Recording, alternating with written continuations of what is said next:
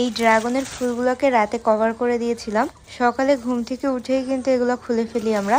যদিও এই ফুলগুলো সব রাতেই পরাগায়ন করে দেওয়া হয়েছিল, তারপরেও কিন্তু ইচ্ছে করলে দিনেও এগুলোর পরাগায়ন করে ফেলা যায়।